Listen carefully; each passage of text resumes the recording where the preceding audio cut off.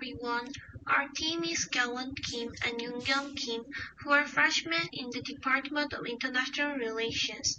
Now we are going to talk about Dr. Gawonda's book, Being Mortal.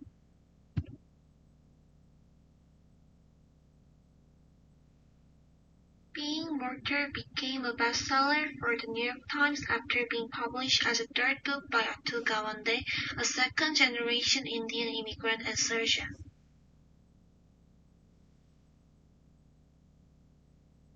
This is the composition of a book.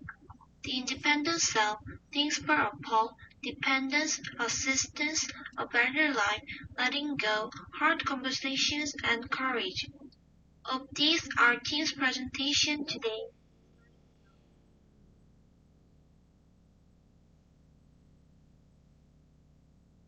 Let me introduce about the author.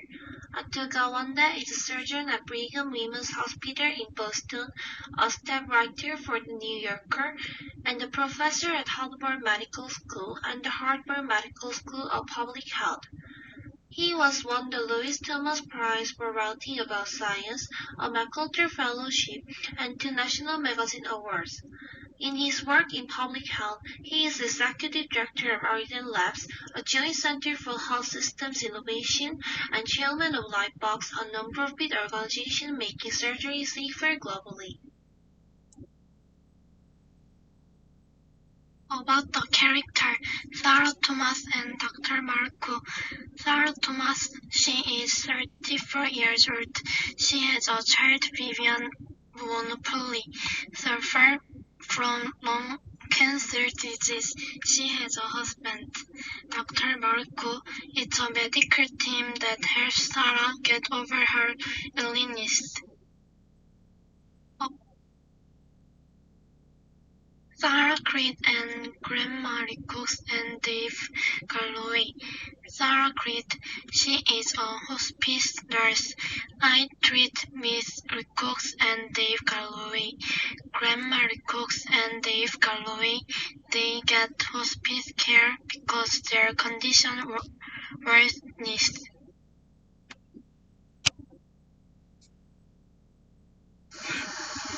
I didn't dare to go out of the clinic and look at their lives until I thought about what was ahead for my older patient like Grandfather Lou. However, witnessing in the innovation in care for the elderly that has already begun, I am impressed by the simple insight there that supports it and its impact on medicine as a whole. It is often necessary to limit pure medical impulses in order to provide a better life for the frail. This means that we have to intervene too deeply and put up with the desire to fix and control. But a very difficult questions can be raised here. When should I try to fix it? When should I not? She was only 34 and pregnant with her first child when our hospital doctors found out Sarah's life was numbered. Everyone wants to be inflamed, but the test result was lung cancer.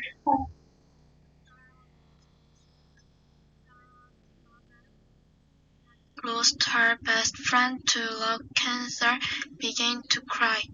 Doctors wanted to start treatment immediately, and to do so, they had to take out the fetus. Sarah and her husband Rich struggled to come to terms with the news they had just heard. Rich offered Sarah comforting words, "You'll be fine," but right now I had to think about the baby in my stomach. Rich said, Tuesdays is a cancer-free day. Let's make it a cancer-free day. You're about to meet the baby. It's really exciting. Let's celebrate the birth of a baby. Vivian was born Tuesday evening. It was a healthy baby. The next day, Sarah had a blood test and a throat scan. Sarah did nothing to cause lung cancer. However, it is said that more than 50% of lung cancer occurs in non-smokers. Her cancer was pretty much that it was impossible to operate, but you can try chemotherapy, in particular a drug called erlotinib was used the most. 85% of patients respond to the drug and may have long-term effects. The word reaction or long-term gives some hope to this pretty real light. In fact, there is no cure for cancer at this stage. Even with chemotherapy, the median survival value is only about a year. But it seemed too harsh to even tell Sarah and Rich that right now. The couple were doing their best to be optimistic.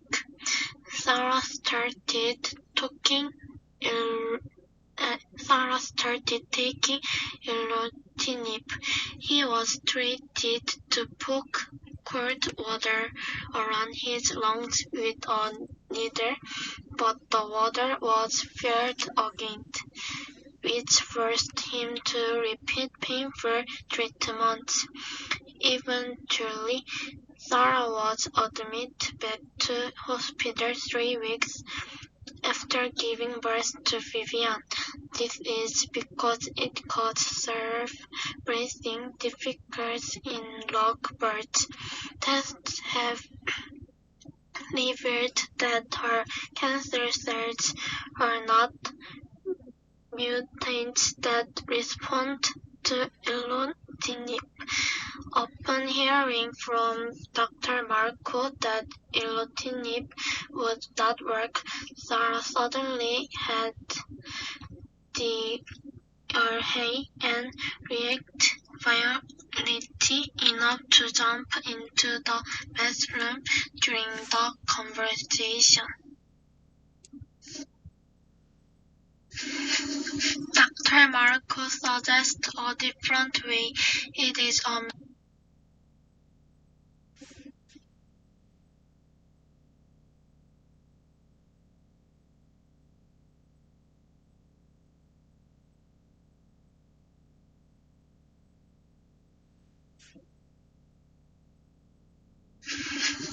Dr. Marco suggests a different way. It is a method of administering carboplatin and gemcitabine. He said the chance of a response to this treatment were pretty high. Sarah spent the rest of the summer at home. She struggled to regain her previous life.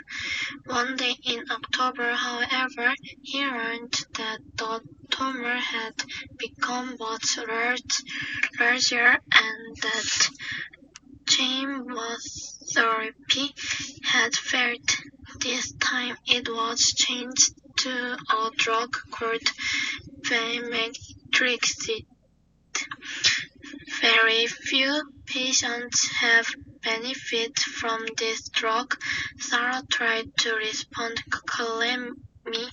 cleverly to treatment failures and side effects, but she felt she was getting sick. A few days before Thanksgiving, another scan showed no effect on the third drug. Lung cancer had spread. There is not much time left. The implications at this very point in Sarah's story are very big. This is because it is time for all of us living in an area dominated by modern medicine to face difficult questions. What should Sarah and her doctor do now? What would you like your doctor to do if we were terminally ill and had only a few days left to live? This problem has recently attracted attention due to the cost issue. Medical expenses have emerged as the biggest enemy threatening long-term financial stability in most developed countries, much of which has been found to be spent on managing incurable disease.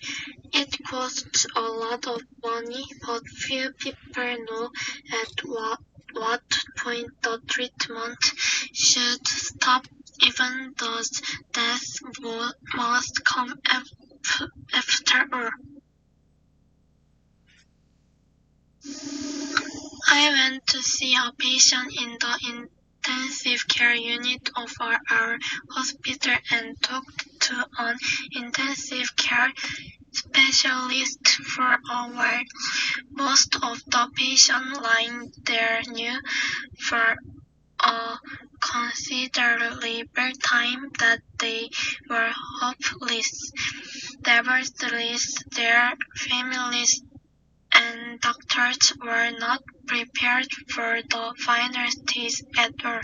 He said that now we are talking more than ever about how patients and their lives and wither. The problem is that it's too late. According to a 28 study, intensive care shows that the quality of life experienced in the last week was much worse than those without artificial intervention. For people with severe illness, there are many other important things to do besides just prolonging their lives. The important problem for them is to avoid pain, not be a burden to others, and feel that their lives are complete. Technology-dependent medical treatment has completely failed to meet that need. So the question is not how to raise the money. Rather, can we create a medical welfare system that will actually help people achieve what they value most at the last minute of their lives?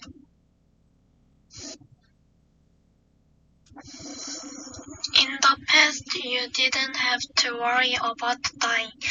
As Dr. Johnny Lin studies the end of life-threatening disease in humans were usually similar experiences to bad weather, because it was a sudden loss without much warning. What people could do at this time was either overcome or kneel down. Once upon a time, I thought we should accept that coldly, without fear, self-pity, or hope other than God's forgiveness. Today's sudden death from miserable disease has become an exception. Most people die after a long medical struggle. I have operated on a female patient in her 60s before. I discussed with her children whether to carry out the surgery. Will I die? One of the sisters asked me. I didn't know how to answer that question. Over the past few decades, medicine has made hundreds of years of experience, traditions, and expressions about death obsolete and has created new problems for mankind. That's the question of how to die. One spring I went round with Sarah Creed. Sarah Creed was a hospice nurse. Hospice specializes in comfortable care for terminally ill patients, and a doctor must sign a document confirming that a patient will not live longer than 6 months to receive hospice care.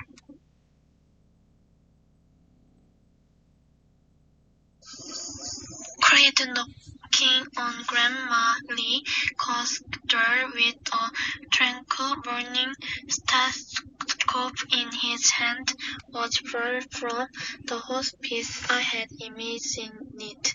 Grandma Lee tried to slow the deterioration of her condition, but it didn't work. Eventually, she accepted hospice care and moved in with her nieces. Creed asked Grandma Lee a question. Grandma Lee said there were some new problems. Creed called his grandmother's pharmacy and found the medicine. Then she talked to Grandma Lee for a few more minutes. Creed took her hand and said everything would be fine.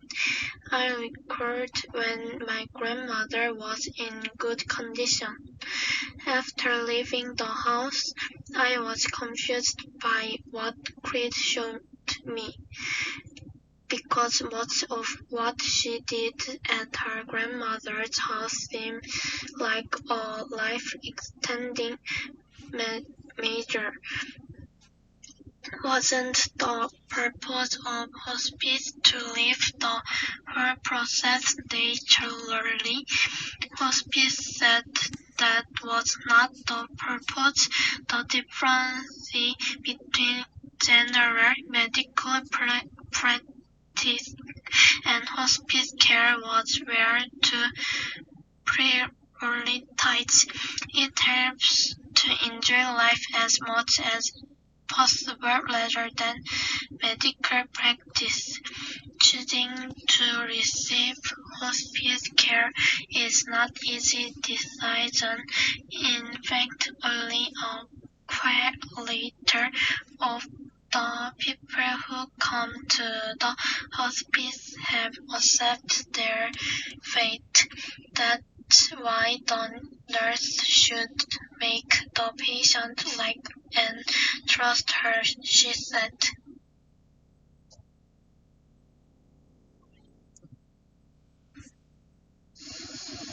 Creed applied the same method when he first met Dave Galloway.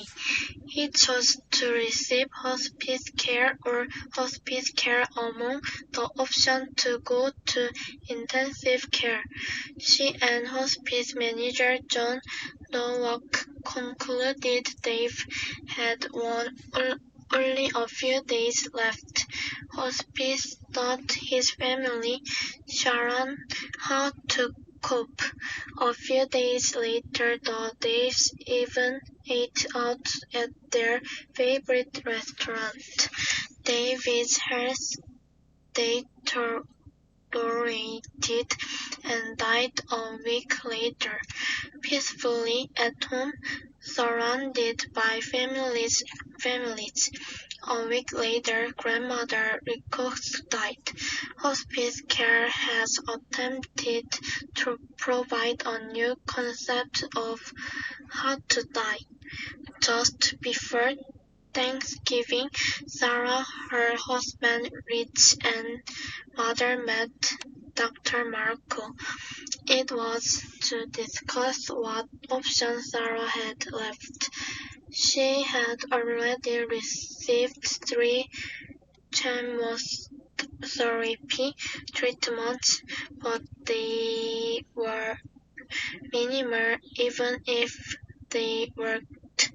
Dr. Marco could have talked about what she wanted most at this point of death and how best to achieve it. But I got a strong impression that Sarah and her family only wanted to talk about what treatments could be applied next. They didn't want to talk about death.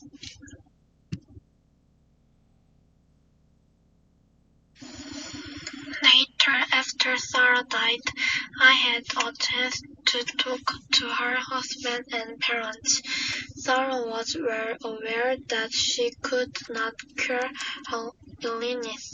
She told her family several times she didn't want to die in the hospital. Sarah's father, Gary, and twin sister, Emily, have not given up hope that she will recover.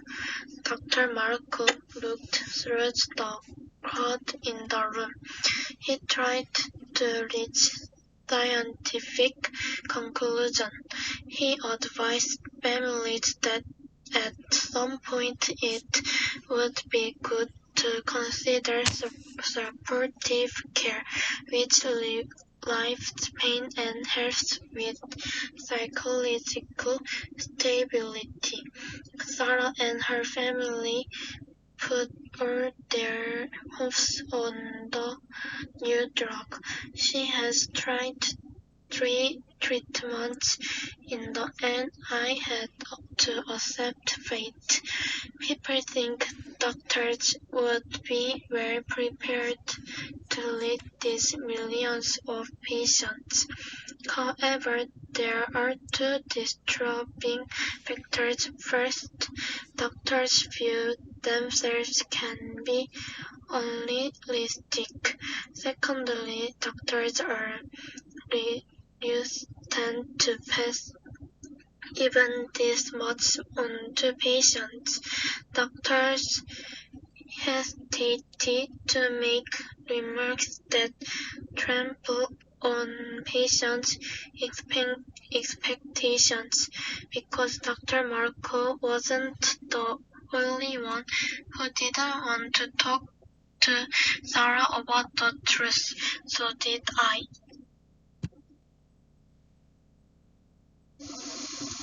Early that summer, Sarah was found to have thyroid cancer as well as lung cancer. I attended a meeting to decide whether to operate or not. Considering the scope of the surgery needed and the possibility of complications, it was best to do nothing. But explaining my logic to Sarah had to make her face the reality that she was bound to die of lung cancer. I was not prepared to do so. Sarah, who visited my examination room, didn't seem particularly flabbergasted by the discovery of a second cancer. I was determined. Sarah wanted to talk about when to operate. on thyroid cancer. I completely sidestepped the subject. I told Sarah that lung cancer should be prioritized. I met Sarah every 6 weeks, and I could see that she was getting worse each time, but she showed up smiling. I talked about fantasy more than reality. Sarah has deteriorated as Beverly. Still, Sarah, her family, and medical staff have not abandoned their fighting positions.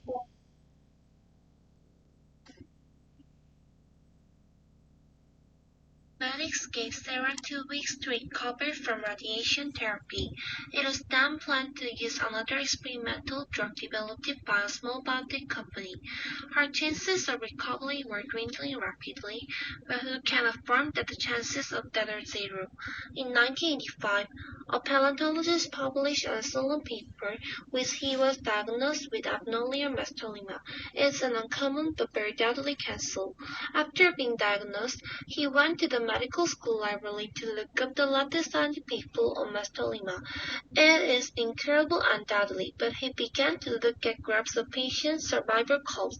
Taking advantage of his experience as an animal and botanist, he noted changes that take place around the midpoint of the curve rather than the midpoint itself. What he discovered was a totally shift in the curve. Each patient was spread widely in both directions, not just near the median survival rate. Furthermore, the curve stretched with a long tail slanted to the right. Although it was a very standard tale, it meant that there were patients who had survived for years over 8 months.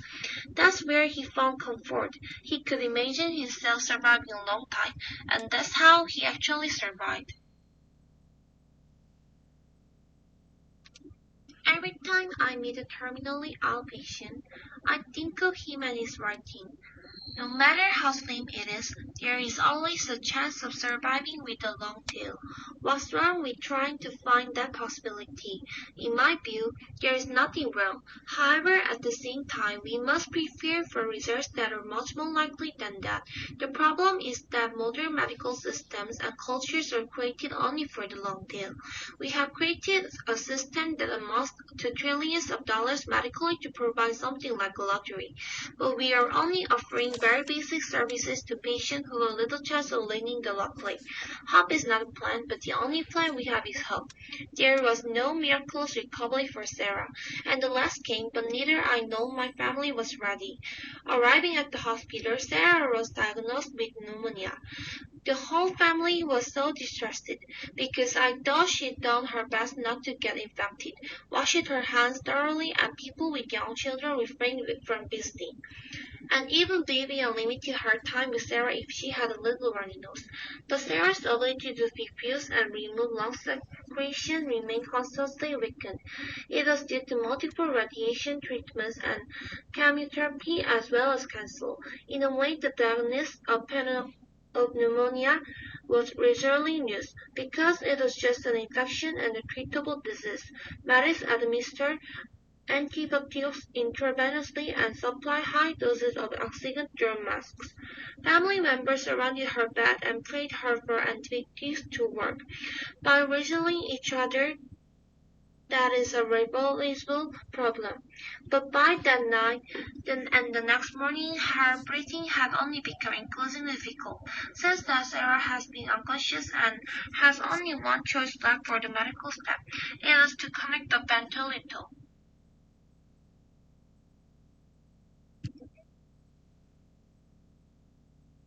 This is a modern tragedy that repeats millions of times. If there is no way to know exactly how much of the thread of life we can solve and imagine that there is more left than there really is, we feel the urge to fight. It is to administer chemicals to blood vessels, insert tubes into the throat, and choose to die with traces of water sun on the flesh. It really occurs to me that doing so might rather shorten the rest of our time and deteriorate our quality of life. We think we can wait until doctors say there's nothing more we can do, but there is very little left for doctors to do. You can give toxic drugs that are not effective, remove some tumors, or insert a feeding tube if the patient fails to eat. There is always something to do. We want to be given the possibility of choice, but that doesn't mean you want to choose for yourself. Instead, most of us have no choice. Turn the automatic mode and hide behind it. The automatic mode is set like this. There are people who say that there is a problem with the lack of market power. The logic is that if terminally ill patients, not insurance companies, or the government had to pay the additional cost of choosing hospice care home, they would be considered more for the sacrifice of spending. They argue that terminally ill cancer patients will not pay $80,000 to live for a few more months to at best, or terminally ill heart patients will spend $50,000 to insert automatic defibrillators. However, this argument ignores an important factor. Patients don't make the choice because they think they can live for a few more months. They think for years. He even thinks of the possibility of winning a huge lottery that his illness may no longer cause his problems. Moreover, if he wants to buy something in the free market or get something from taxes paid to the government, I'm sure we don't have to worry about costs when we find ourselves needing that choice. We are generally uncomfortable with the situation we are in, but we are afraid to discuss it specifically. This is because the only alternative to the argument that it should follow market principle seems to be a full-scale rationing system. To borrow a term that some have used despairingly is to use the death commission. In 2004, executives of another insurance company tried a different approach. Instead of reducing the range of aggressive treatments available to insurance consumers with terminal diseases, the government decided to expand the optional scope of hospice care. It was noted that a small number of patients stopped trying to cure the disease and enrolled in hospice services. Such people also usually did not choose hospice until the last stage, decided to experiment. Insurance policy holders with less than a year left can receive hospice care without giving up other experiments. As a result of implementing the companion care program for 2 years, the hospice utilization rate of insurance subscribed has increased significantly. In fact, this is not surprising. From the patient's point of view, they didn't have to give up anything. What surprised officials was that they actually gave a lot. Compared to patients in the control group, the number of visits to emergency rooms has been helped. It is unclear why this approach succeeded. He also ran a companion care program that could be applied to a wider range of terminally ill patients at affordable prices. Traditional hospice rules were applied to patients who joined the program. The rule was that in order to receive hospice care at home, treatment aimed at curing the diseases must be abandoned. Even if they choose this program, they were able to receive phone services from palliative care nurses who regularly check patients' conditions, ranging from pain relief to writing that they wished to die when there was no hope of survival. Hospital use rates have dropped dramatically. In particular, the frequency of elderly patients using intensive care units has decreased by more than 85%. It is also important that satisfaction had increased enormously. Patients who had practical conversations with doctors about what care they wanted to receive at the last minute of their lives often died more peacefully while managing the situation on their own and relieving their families of pain. Patients receiving hospice care had the same surprising results. Like many others, I have also believed that hospice care has that. That's because patients were considered treatment and used high doses of narcotic painkillers. However, a number of students show that this is not the case. Curiously, some diseases seem to extend hospice care's survival period.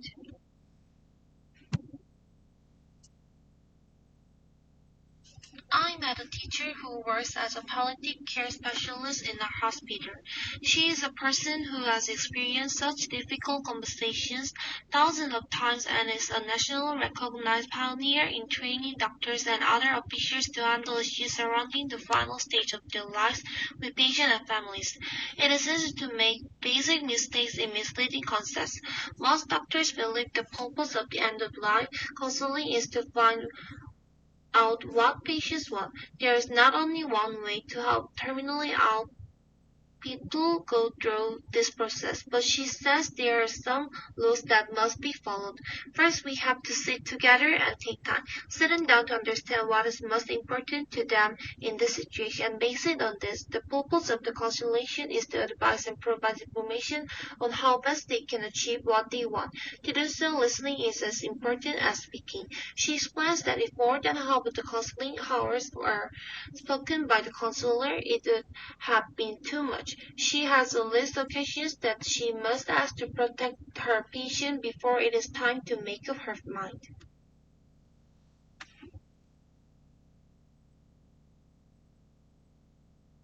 I recently talked to a counseling specialist. She told of a patient with an inoperable brain tumor. The patient decided not to take any more chemotherapy, but it has took a long conversation to make that decision. I reviewed all the experimental treatments that are currently available, but nothing really seems possible. He said he was willing to go further with chemotherapy, but explained how much energy and time it would take for patients and their families. The next thing I did was meet the patient and family together. This meeting didn't worked very well. Though patients want to inflict pain on the family, there was no cure for miracles. She told the patient's mother that he didn't have much time left to spend with his son and that he needed his help to survive the rest of the time. She asked me to think about how easy it would be if she had just prescribed chemotherapy. Many argue that after a financial motivation becomes a major chemotherapy problem given how long these conversations sometimes take. This is because chemotherapy or surgery will pay you, but you will not receive any compensation for the time spent judging and advising, when it is not very wise to do so. That is certainly one of several factors, but this issue is not just the money network. The real problem is that there is still an unresolved debate about what the function of medicine really is. Sarah's story again was growing distant from the peaceful end due to a series of events.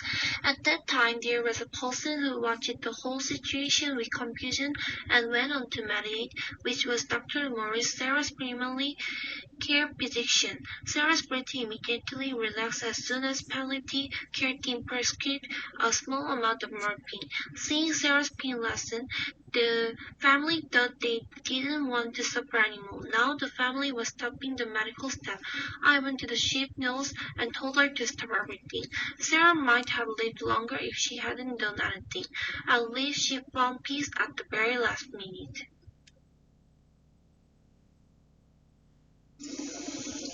Appreciation.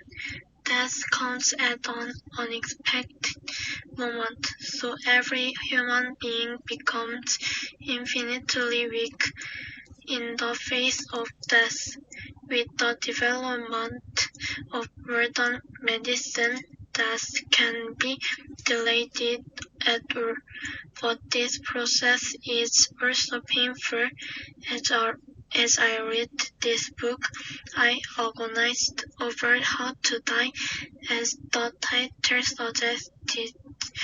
If death comes to me, will I leave it to fate? Will it be left to modern medical technology? I'm also looking forward to leaving it to modern medical technology. This book could think about death and think deeply about how to die. Thank you for listening.